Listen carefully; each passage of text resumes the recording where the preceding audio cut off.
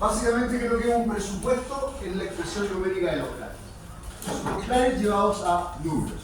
Y aquí es importante tener en cuenta que los presupuestos normalmente tienen que darse por periodos de tiempo. Yo hago un presupuesto mensual, semanal, quincenal, diario, anual, como quiera, pero tiene que tener una dimensión temporal. El presupuesto no es para siempre, está acotado a un determinado periodo de tiempo. Y ese periodo de tiempo depende de las necesidades de cada uno. Yo tengo una caja que se mueve mucho, que está muy convulsionada de repente, a lo mejor no me conviene hacer un presupuesto diario. Saber con cuánto inicio la caja y con cuánto la cierro. Y a lo mejor hacer alguna acción, pero como presupuesto, no como historia. Recuerden que aquí hay un hoy, hay un pasado y hay un futuro. El presupuesto siempre está en el futuro. El presupuesto nunca es el hoy, nunca es el pasado. Puedo usar herramientas del pasado, puedo usar algunos antecedentes como para basarme en darle una forma o poner los números. Pero el presupuesto siempre está basado en el futuro, de aquí para adelante. ¿Cuánto más adelante? Eso va a depender de la necesidad que tengamos. ¿Y qué es lo que vamos a presupuestar? Básicamente ingresos, gastos, cantidad de producción. Pero en definitiva, el principal presupuesto, el presupuesto maestro que terminamos haciendo, es el presupuesto de caja. Es decir, cómo se nos van a mover las platas en términos del futuro, digamos. Y por ende, es una herramienta de planificación, pero que después se transforma en una herramienta de control. Y eso es básico. Toda herramienta de planificación sirve después como herramienta de control. Me imagino que conocen la carta Gantt. La carta Gantt es una herramienta de planificación que nos permite determinar, ¿no es cierto?, cómo se van a distribuir las actividades en el futuro. Pero cuando el proyecto se va realizando, cuando se va ejecutando, también es una herramienta de control que me permite verificar y comparar lo que yo presupuesté, donde yo dije que iba a estar, versus donde estoy en el momento en que estoy haciendo el análisis. Entonces, siempre una herramienta de planificación tiene que estar pensada en que después va a ser utilizada como una herramienta de control. Con los presupuestos pasa lo mismo, son una herramienta de planificación, pero a medida que el presupuesto se va ejecutando, se transforma en una herramienta de control, que nos permite saber si aquello que planificamos efectivamente se está cumpliendo. Eso es controlar. No está aquí porque...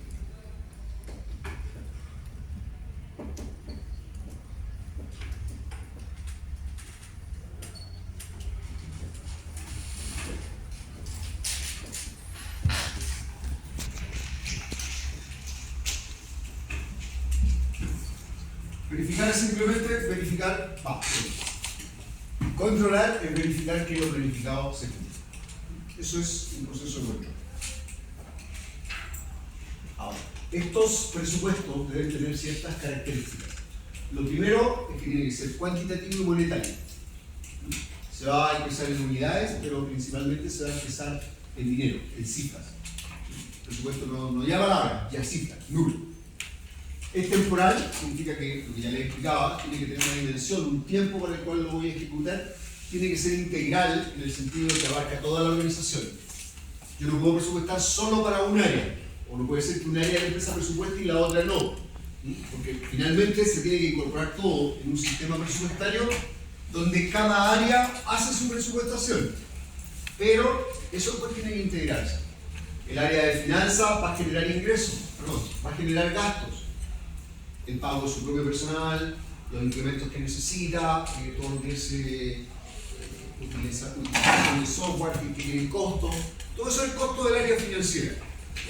El área de marketing también, pero el área de marketing va a gastar probablemente en promoción, en el sueldo del personal, en generar, ¿no es cierto?, las condiciones para que se produzcan las ventas, pero también va a generar ingresos. Entonces, todas las áreas van a tener que presupuestar. Y finanzas lo que hace es transformar todo en un presupuesto maestro, donde lo que presupuestó cada área se vaya consolidando en un solo estado financiero. ¿Sí? ¿Alguno de dos? Ahí dice verificar que lo planificado se cumpla, por cierto. Dice también que tiene que ser preventivo en el sentido de que nos tiene que entregar información suficiente para tomar medidas correctivas antes que se produzcan. Yo puedo llegar a determinar en el presupuesto de caja, por ejemplo, que en 2 meses más voy a tener un déficit de caja, me va a faltar plata.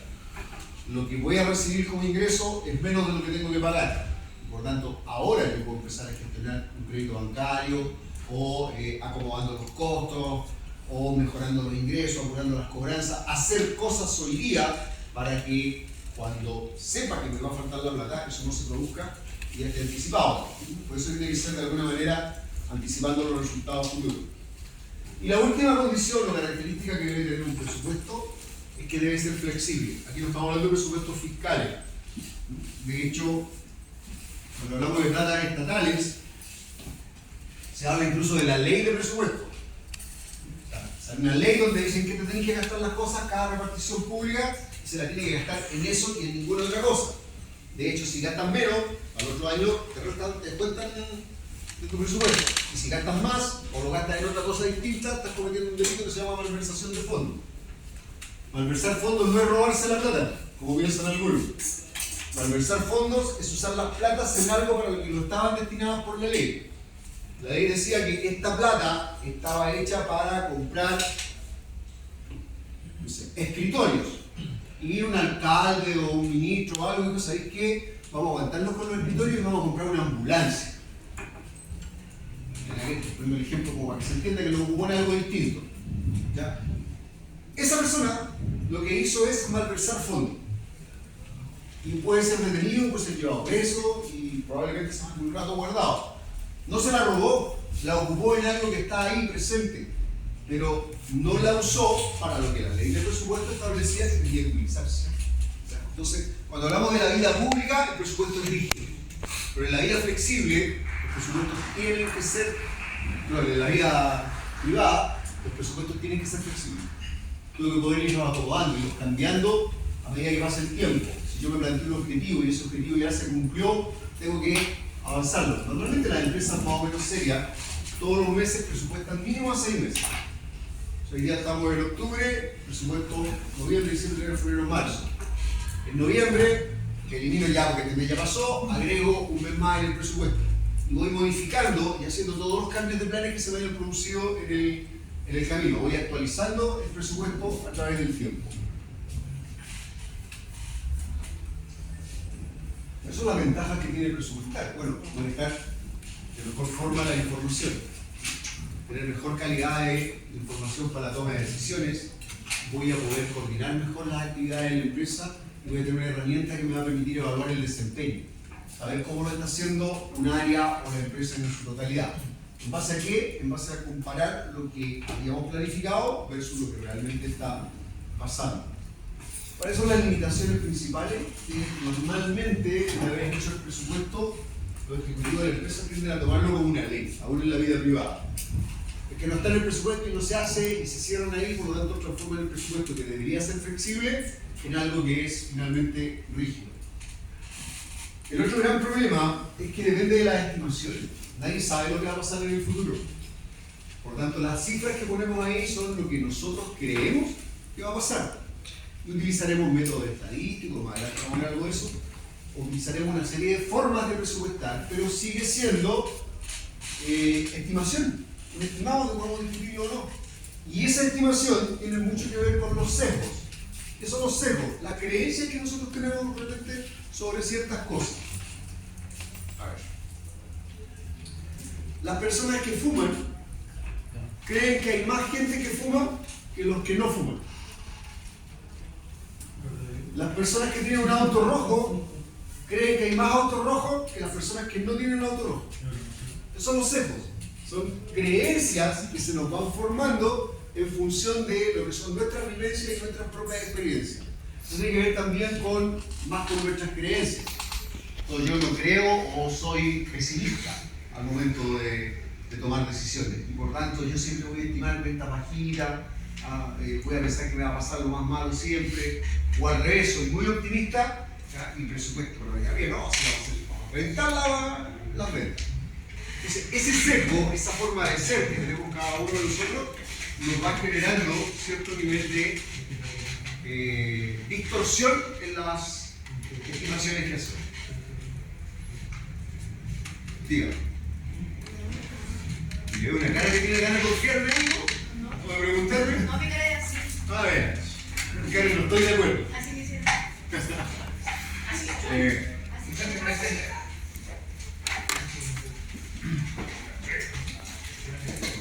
Cuando tomo decisiones, yo puedo tomar decisiones bajo 3 condiciones.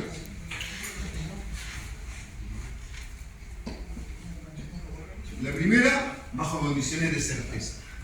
Cuando tomamos una decisión bajo condiciones de certeza, lo que estamos asumiendo es que sabemos exactamente lo que va a pasar.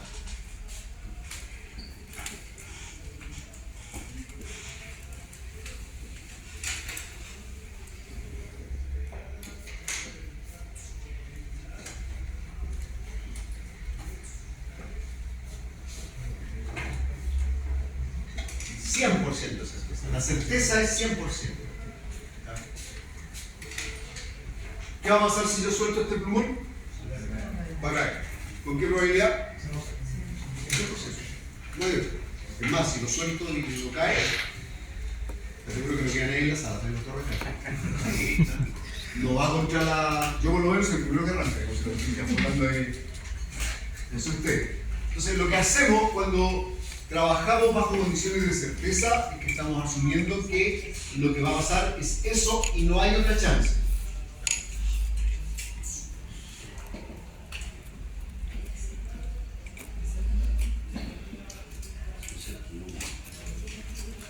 La otra forma es trabajar bajo condiciones de incertidumbre, que es el otro extremo.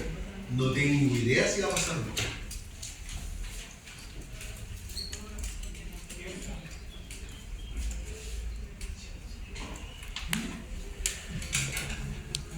¿Va a temblar mañana sobre grado 7? ¿Acá en Arica? Quizás, Muy probable. La verdad, eso es tomar decisiones bajo condiciones de incertidumbre. No tengo idea de lo que va a pasar. Puede que pase, sí, puede ser, puede que no. ¿Ya? Si quisiéramos asignarle algo 50 y 50, puede que sí, puede que no. No tenemos ni siquiera para asignar una probabilidad. ¿Ya? Y lo tercero, bajo condiciones de riesgo. Significa que puedo estimar una probabilidad de ocurrencia.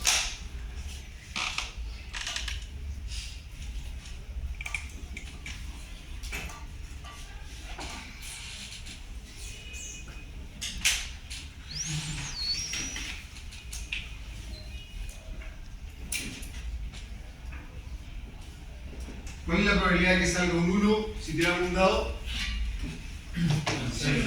Un 6. No sé lo que va a pasar, pero puedo calcular la probabilidad. Tengo datos que me permiten decir, mira, puede que pase, sí. Si lo tiro, muchas veces puedo asignarle una probabilidad. Entonces, ¿qué va a pasar? Que nosotros, a la hora de trabajar los presupuestos, podemos hacer 3 supuestos. Certeza, y por tanto hacemos ¿sí? de ocurrencia. Certeza, sabemos lo que va a pasar, o suponemos, o hacemos como que sabemos lo que va a pasar, y hacemos un solo presupuesto. Esta es la cifra. Vamos a vender 100 mensuales de aquí a enero o febrero del próximo año. Nos va a costar tanto. Y hacemos una sola cifra, un solo cálculo, porque estamos asumiendo que tenemos condiciones de certeza. Bueno, una mentira de corto un buque, pero nos hace la vida más fácil. Eso es lo que va a pasar. Si yo no tengo o trabajo bajo condiciones de incertidumbre, lo que yo hago es plantearme cuáles son las posibles alternativas que tengo, y como no tengo forma de asignar una probabilidad, simplemente le asigno la misma posibilidad de ocurrencia a todos. ¿Qué posibilidad hay de que tiemble mañana? No sé. Pero 50 y 50. Puede que sí, puede que no. Lo cual es otra mentira el porte un buque, porque en realidad no hay un 50% de probabilidad de que tiemble mañana, no lo sabemos. Ni siquiera la podemos estimar. ¿Ya? Y por lo tanto, yo valoro cada una de las alternativas y para cada una de esas le voy asignando la posibilidad de ocurrencia a un suceso. Pero no es un cálculo probabilístico, una estimación al ojo. Y la tercera, que tiene que ver con las condiciones de riesgo, donde yo puedo asignarle una probabilidad de ocurrencia. Entonces yo digo, mira, voy a vender 100 lo que sea, unidades monetarias, peso, dólar, lo que sea. ¿Ya? Pero eso va a ser con una probabilidad del 97%, 3% de error. Entonces yo digo, cuando digo que tengo un 3% de error, significa que esto puede ser 103 si todo el error se va para arriba, o 97 si todo el error se va abajo.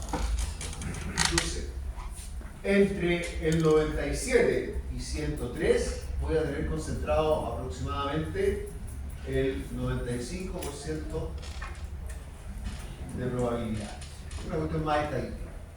De hecho, cuando hacemos las encuestas, yo nunca he hecho una de esas, pero he hecho un montón de encuestas.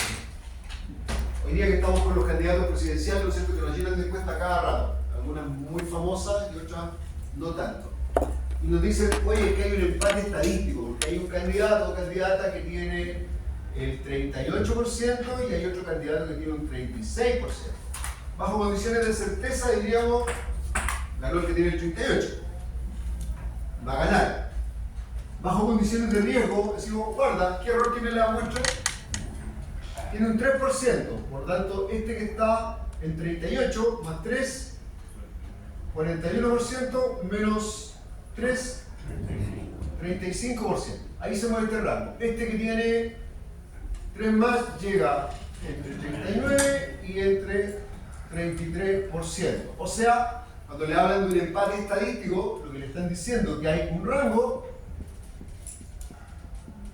que están empatados. Pudiera darse por el error muestral que tiene cada una de las encuestas que se toman, que efectivamente por el error estadístico están empatados. O sea, ahí estos que están en 38 y 36, nadie sabe lo que va a pasar. Después hacer la elección y sale cualquier cosa menos lo que hayan dicho en la encuesta, pero ese otro cuento. Eso pasa no por errores muestrales, sino que a veces por errores no muestrales. Los errores no muestrales, el error muestral se puede predecir, como en este caso 3%, se puede calcular. El error no muestral no se puede predecir ni calcular.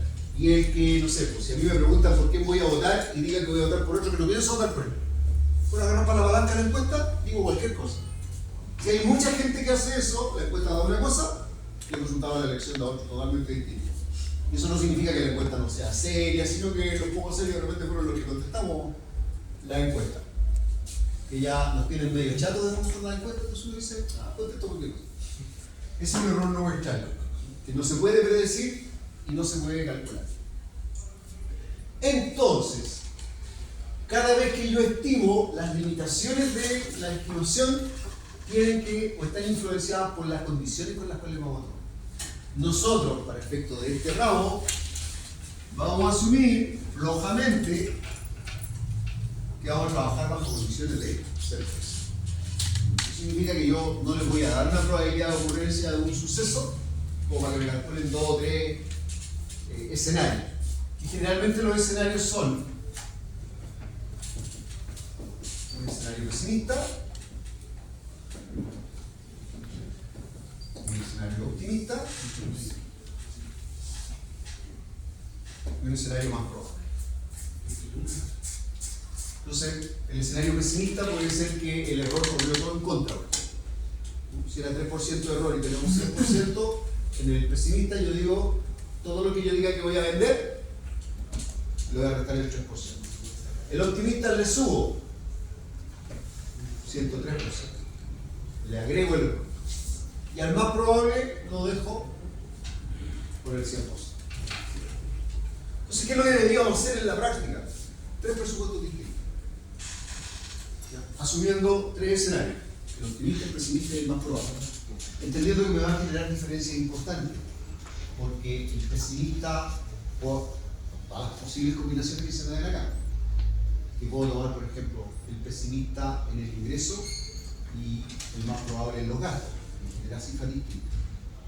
Pero eso me interesa que sepan que se puede hacer, que normalmente las empresas lo hacen, tienen presupuestos alternativos, sobre todo las que están trabajando ya a esta altura con inteligencia artificial, que pueden modificando datos con mucha rapidez, ¿no es cierto? O con software que les permiten hacer la misma pega, digamos, mucho más rápido.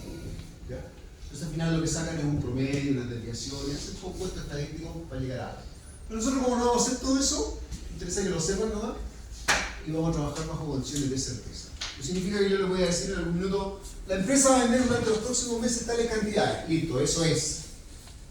Ni me cuestionen por qué. Eso es, no. Para hacer el ejercicio. ¿Ya? Cuestionenlo en la empresa cuando sea su presupuesto, sus ingresos, sus costos. Ahí empiezan a preguntarse, ¿y qué pasa si bajo un poquito de ingresos, si no llego? Les va a servir jugar con eso. Para saber hasta cuándo aguantan, es decir, cuánto le pueden bajar la venta antes que la cosa se empiece a poner medio complicada. ¿Ya? Vamos a trabajar básicamente dos tipos de presupuestos: los presupuestos operativos y los presupuestos financieros. En términos prácticos, cuando hacemos presupuestación operativa, lo que estamos manejando es estimando las ventas futuros para poder lograr esas ventas, generar una cierta cantidad de producción o de compras y los costos de esas ventas o compras. Así vamos a tener un presupuesto que nos va a permitir saber cuánto vamos a vender y cuánto tenemos que comprar para ese tipo de cosas y cuánto nos van a costar. Cuando estamos haciendo un presupuesto financiero, vamos a transformar todo eso a plata y lo vamos a transformar en estado financiero. ¿Qué significa el estado financiero? Vamos a ver cuáles son los estados financieros. Lo vimos: balance y estado de resultados. Los balances que vemos aquí.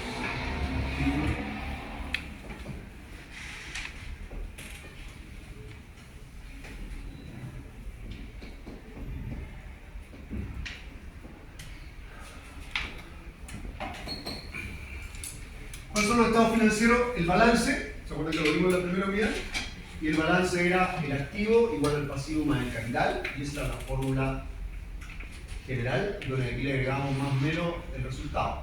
Pero el resultado lo vamos a ver en el estado de resultados, donde vamos a comparar ingresos con gastos.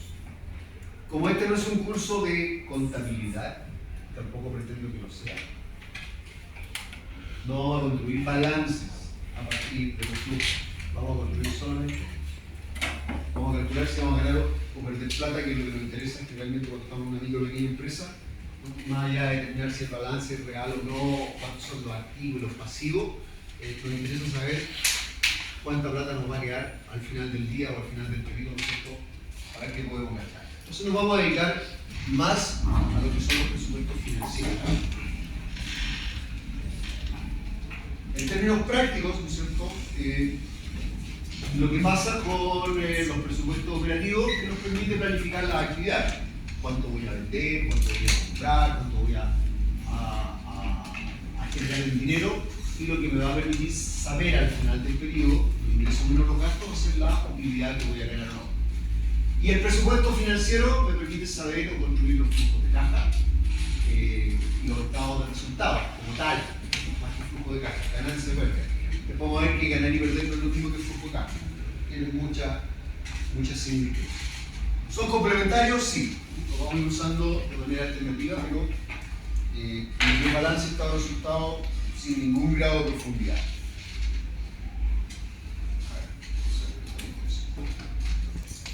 Aquí hay una diferencia. Si yo quiero saber, por ejemplo, todos los proyectos, los estados operativos, lo que me reflejan son utilidades, pero no liquidez. Acuérdense que la liquidez es la capacidad de transformar los dinero en efectivo. Vamos a hacer otra vez un pequeño ejemplo, que se nos quedó una serie.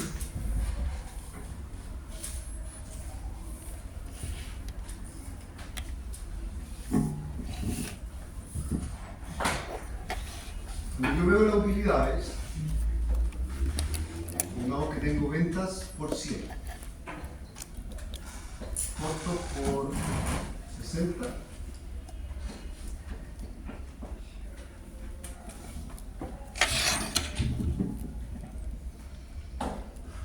y voy a tener utilidad de 40. Y por si mira, la empresa va a ganar plata, va a obtener utilidad. Eso es porque estoy asumiendo un presupuesto que es operativo, donde digo, criterio del Gauss, que estos 100, lo que yo vendí, los considero en el periodo en que lo vendí. Pero si yo estoy vendiendo a crédito,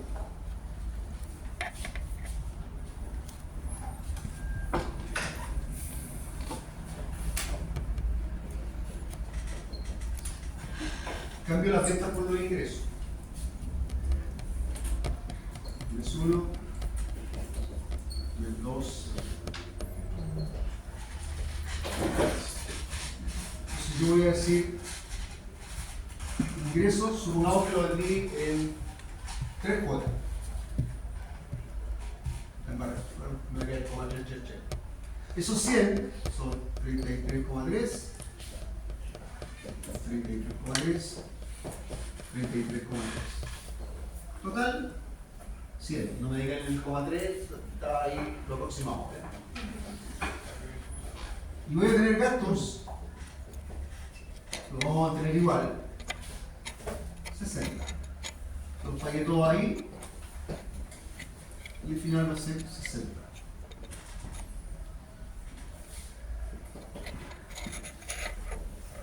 Aquí voy a perder los números que puse.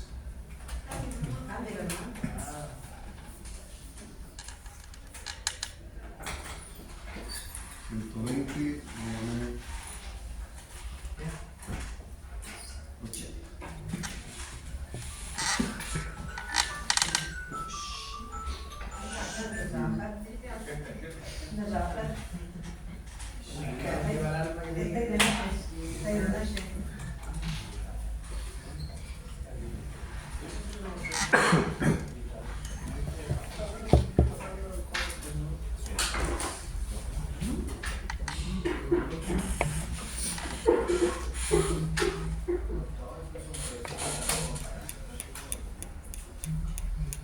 Con la misma utilidad.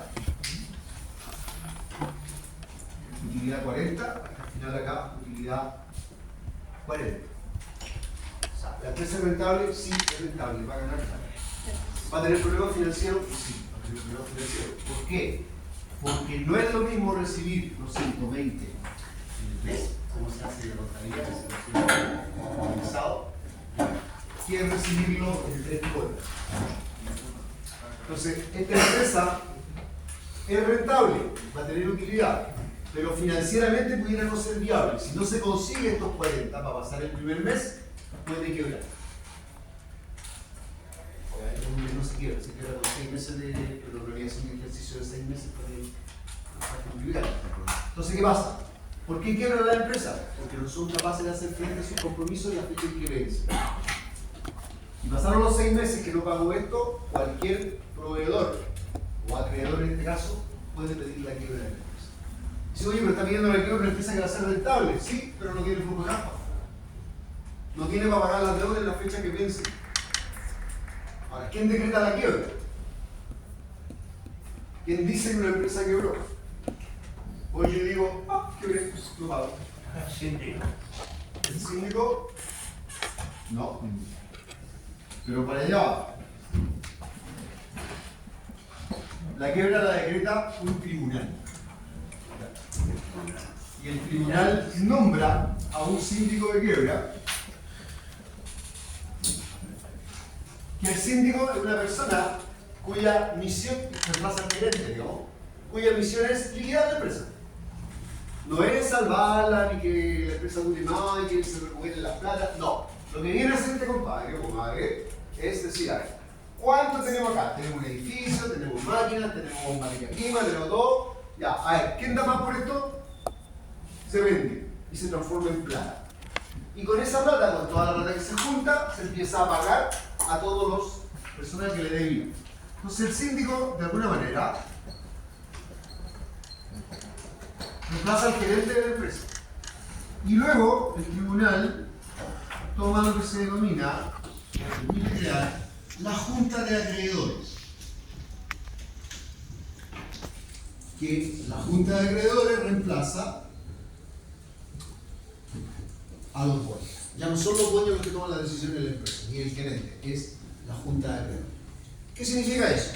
Que de repente viene el síndico de quiebra, le da una mirada, y ojo, tiene que hacer un presupuesto, para determinar, ¿no es cierto?, cuánto puede vender, cuánto le puede sacar a las distintas cosas que tiene y cómo va a establecer el orden de pago. Hacer un presupuesto para liquidar la empresa. Podría decir, mira, ¿sabes qué? Acá hay materias primas que valen 50 y que si yo las proceso, la empresa las procesa, tiene un alto valor agregado, por lo tanto, una vez procesadas se pueden vender en 300. Materia prima, solo 50, si la proceso, tengo mucho 300. ¿Qué hago? El síndico le pregunta a la junta de acreedores, tienes que buscar al acreedor y le podría decir si procesalas o no véndelas como materia prima. Y el síndico está obligado a hacer lo que la junta de acreedores le dice. ¿Por qué me diga? Liquidó todo, juntó, no sé, un chorro de plata,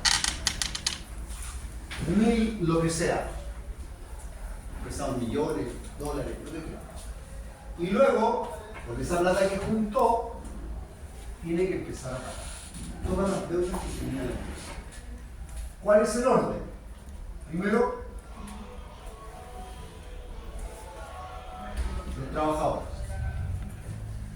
sueldos vencidos y leyes sociales.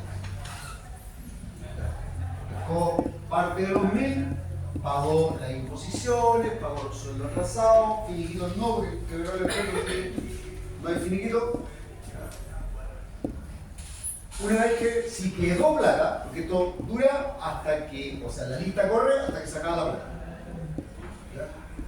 Si no alcanza, o sea, perdón, si queda plata, en fin. Esto lo habíamos visto ya en algún momento. Sí. Vamos a hacer rapidito. El fisco. Impuestos, IVA, impuesto a la renta, todo lo que estamos viendo. Si queda plata, los deudores documentados. Deuda documentada, o sea, aquellos que presentaron o tienen alguna factura, alguna cosa para poder. Ahora, ¿en qué orden? En el orden en que presentaron la demanda. ¿Ya? No es así que aquí estamos todos, no, en el orden en que presentaron la demanda. Por tanto, el primero que llegue y pone la demanda, es que tiene más probabilidad que le pague. Porque le insisto, esta lista corre hasta que se acaba la plata. Cuarto, deuda indocumentada.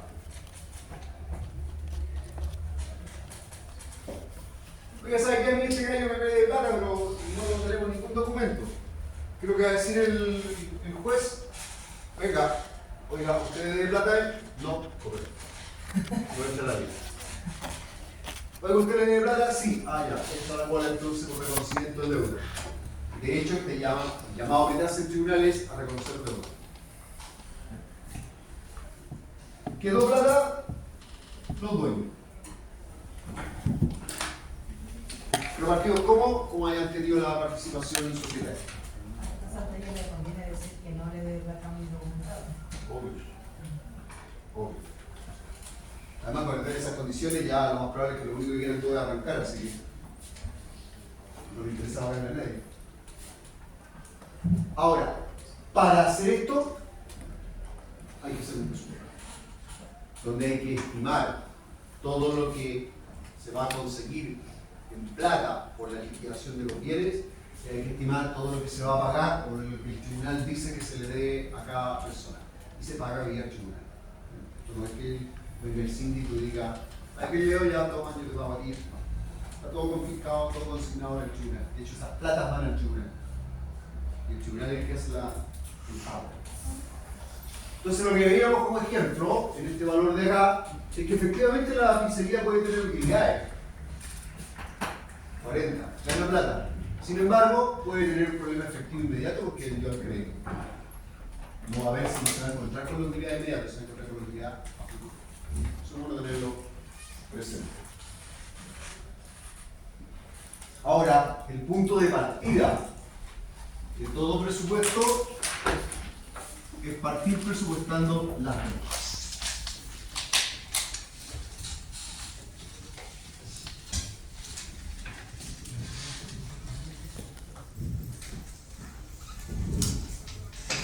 Porque en base a lo que yo voy a vender, lo que yo presupuesté vender, voy a definir cuánto tengo que comprar para poder vender eso.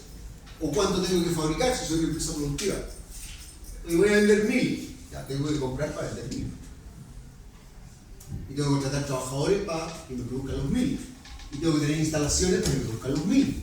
Entonces todo siempre en función de las ventas. Es lo primero que se hace.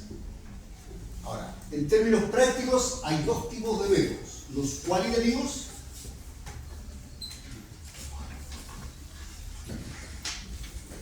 y los cuantitativos.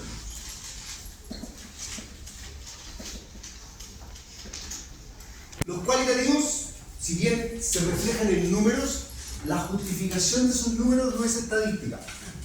¿Ya? No hay nada que diga, ah mira, vamos a revisar el proceso matemático a ver si esto está bien calculado o no. No, es, como diríamos buen chileno, al ojímetro. Y ese ojímetro te lo da generalmente personas que tienen experiencia en el tema. Se le pregunta a los vendedores, se le pregunta al jefe de venta, cuánto es lo que estima que se va a vender. Se establecen incluso como sistema de objetivos y política. Se toma el cuerpo de venta, la fuerza de venta y le dice ya, ¿tú crees que puedes vender 300 el próximo mes? No, yo creo que es mucho, no, pero si le hacía empeño, no, 250. Dejemos en 270 ya, entonces es casi una negociación. Pero es así, está la opinión de la fuerza de venta. Y eso tiene un nombre técnico que se llama panel de expertos, juicio de expertos. Y después de la evaluación de proyecto vamos a ver qué tiene que ver con, cuando vean la evaluación de proyecto ustedes, tiene que ver con las estimaciones justamente de estudios de prefactibilidad.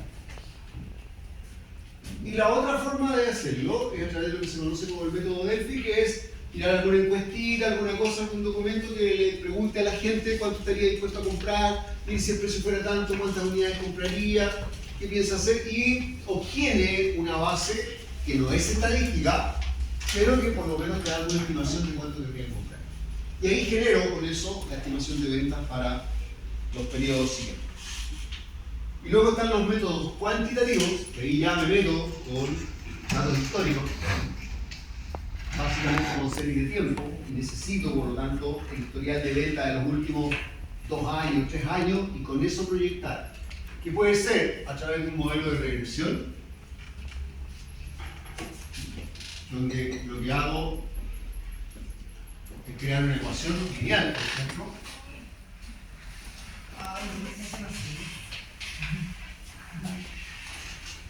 ¿Es una ecuación lineal? No, que decimos, eso no sigue porque estamos todos los ramos con lo mismo. Ah, parece un ingeniero. Parece. Ahora, es una línea recta. Pero pudiera ser que el historial de venta no se comporte en una línea recta. Se comporte de esta manera. O se comporte de esta otra manera. Y ahí puede ser una regresión lineal, en esta, o una exponencial o una logarítmica. Que la fórmula es distinta. Que hoy día hay una máquina mágica que nos hace todos esos cálculos que ustedes conocen muy bien, que se llama Excel. En las funciones estadísticas, ¿no es cierto? Ustedes le meten, es más, ni siquiera toman una tabla con los datos y les piden que le haga una proyección. Y se ponen sobre la curva y le escribe la fórmula y todo eso. Sin usar inteligencia artificial todavía. Porque ahí le voy a pedir que le hicieran estimaciones para futuro a una IA. Son no solamente si tienen la ecuación, o sea, podrían perfectamente bien, a partir de ciertos datos, construir la ecuación y estimar los datos futuros. Ustedes ya vieron estadística. O sea, conceptos de media, mediana, moda no son extraños.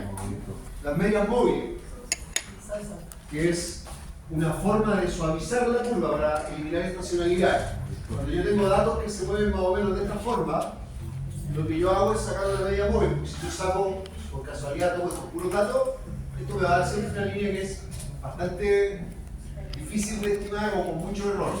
Pero cuando yo voy tomando medias móviles, tomo los promedios de los últimos 3 meses. Entonces, ¿qué es lo que va a pasar? Que cada vez tiene menos peso, menos influencia, y lo más probable es que la curva que me dé sea una cosa mucho más suavizada. Por lo tanto, más fácil de estimar. Ahora, ¿cuál es la ventaja? que la estimación que yo haga de las ventas va a tener una cierta base estadística. Yo voy a poder calcular error, voy a poder calcular tendencia, voy a hacer un montón de cosas. La desventaja es que necesito una cantidad de datos más o menos importante. En general, los métodos cualitativos son fáciles y flexibles, porque los podemos cambiar como queramos. Sin embargo, son muy subjetivos, depende de la estimación que haga cada persona. Y por otra parte, los métodos cuantitativos tienen un mayor grado de objetividad, o sea, eso es lo que dio el dato, que estadísticamente lo puedo comprobar, pero tienen el problema de que depende mucho de la calidad de los datos. Si los datos no son buenos, la estimación que voy a hacer es peor. En la práctica, lo que pasa es que tienden a utilizarse los dos. Yo puedo, tengo datos estadísticos sobre todo, de tiempo, yo puedo tirar una serie de tiempo, pero nadie se ha hecho millonario siguiendo las tendencias.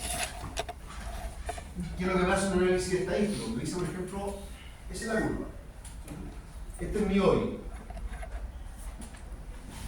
Yo si tomo una línea de regresión, yo decir, mira, esto parece ser más o menos logarítmico ya y un proyecto vaya para arriba.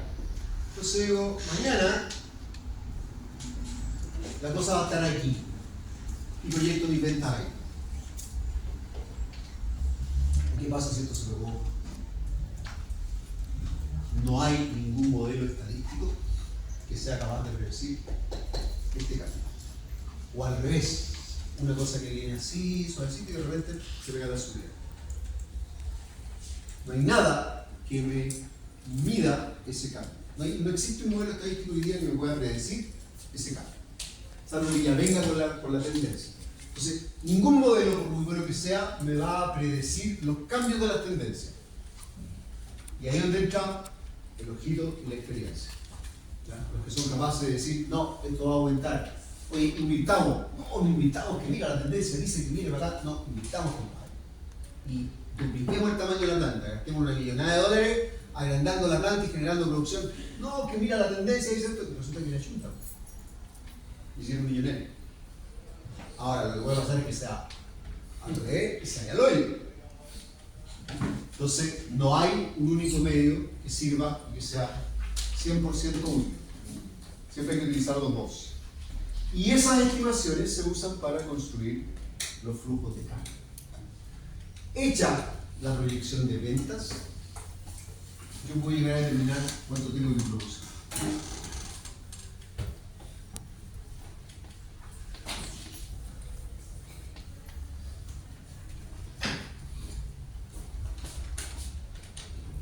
Y ahí la producción, que yo es la lámina más fea que yo llevo. ¿Cuánto tengo que producir? Lo voy a calcular siempre considerando cuánto espero vender. ¿Ya? A eso le sumo con cuánta mercadería me quiero quedar. A veces las empresas dicen, ¿sabes qué? Yo quiero mantener un stock mínimo de tantas unidades. Que no baje de X. Ese stock mínimo es el stock final deseado. El inventario final deseado. Y a eso le resto lo que teníamos.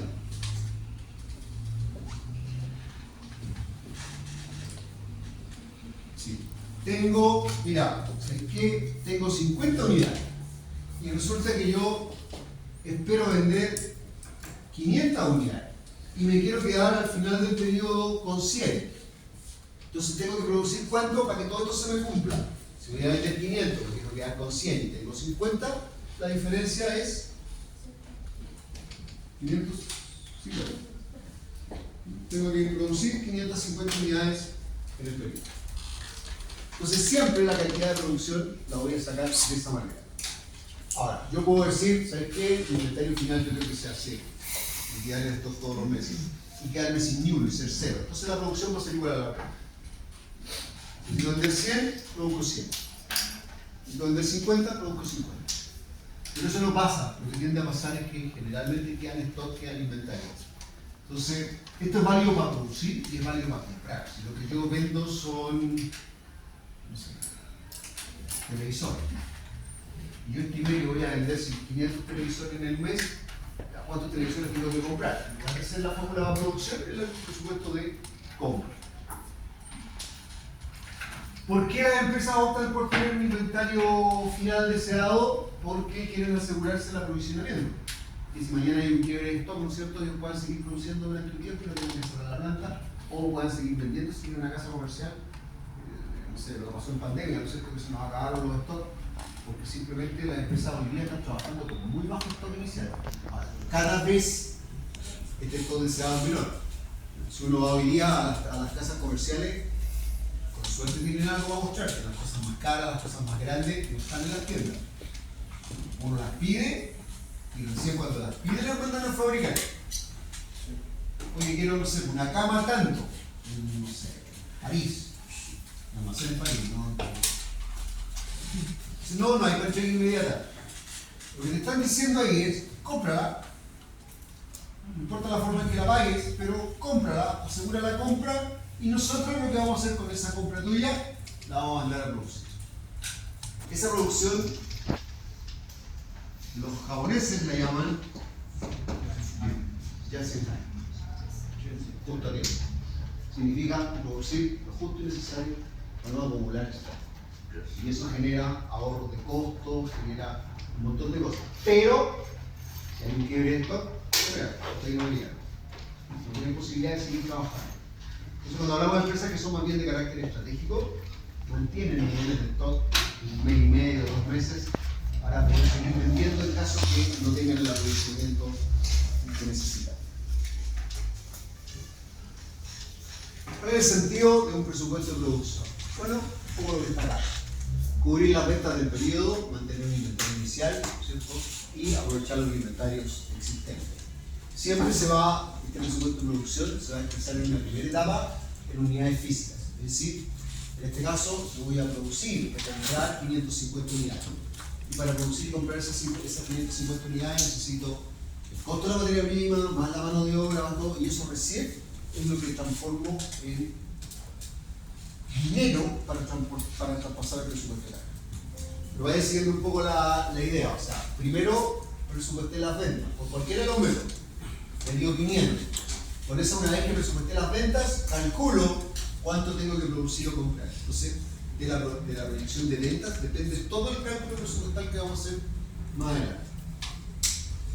Si no tengo presupuestación de venta, no tiene mucho sentido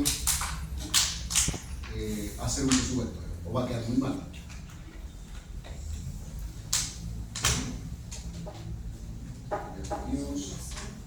Y después entramos ya a los presupuestos específicos. Como yo les decía, vamos a presupuestar la mano de obra, las materias primas y los costos indirectos de fabricación, que son los costos generales.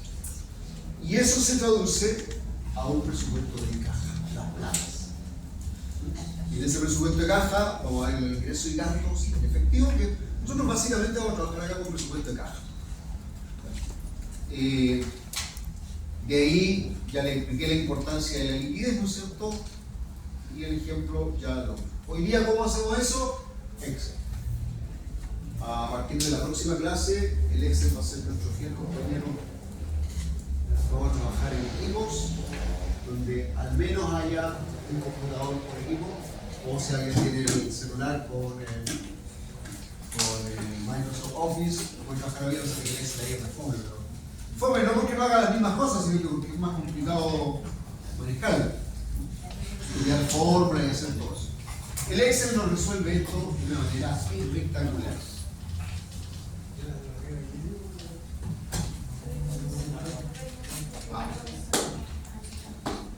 Y aquí hay un tema de cómo manejo la información en términos éticos.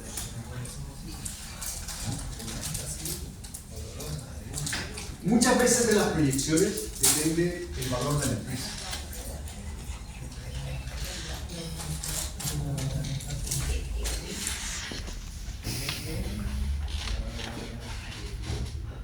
¿Ustedes escucharon el caso de la Polar, no? Sí. ¿Le había comentado eso, no? ¿Qué pasó en la Polar? Pero ¿qué fue lo que pasó? Ellos lo que hicieron, fíjate que no cobraron de más. Ellos lo que hicieron fue, supongamos, voy a poner yo como ejemplo de cliente de Macuilla. Ya, yo fui y compré una juguera que me costó 10 lucas y la voy a pagar a 6 meses. Ya, me llevé la juguera y después no me dieron ni las luces. Nunca más, no le pagué ni uno, me quedé con la juguera.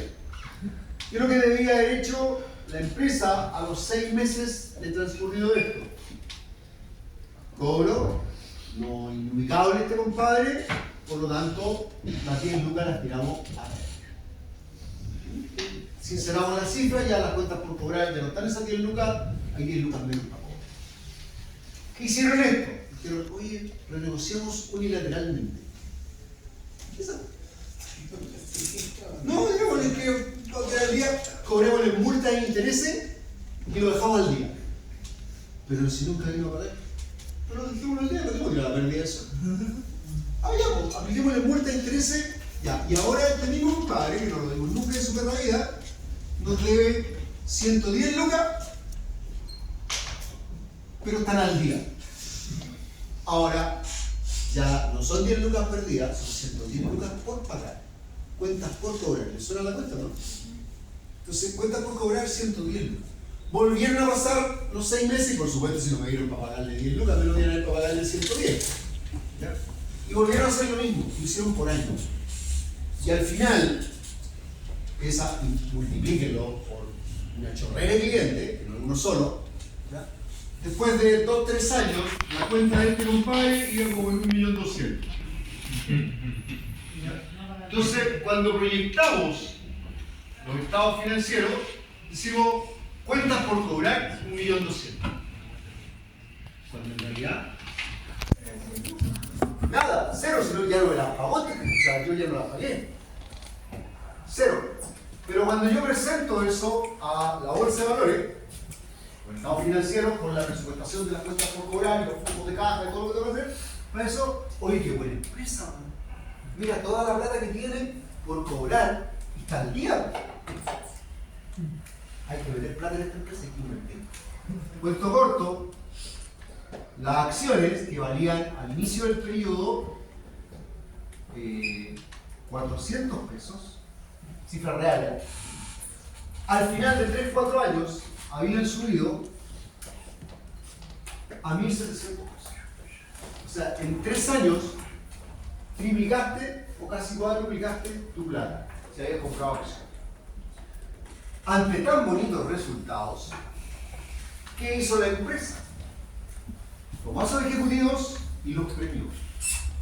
Y les regaló, por todo lo que habían conseguido, al que menos le regaló, 1 millón de acciones. O sea, le regaló un bono al inicio de 400 millones de pesos, que se transformaron al cabo de 3 años en 1.700 millones de pesos para cada uno. ¿Qué hicieron estos doblajes?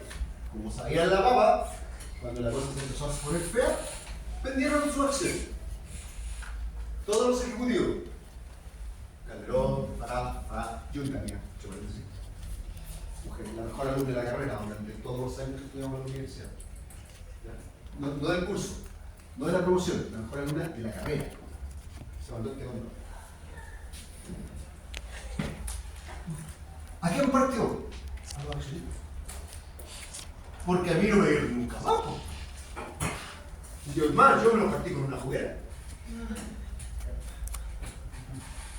A los otros que fueron partir es aquellos que trataron de pagar.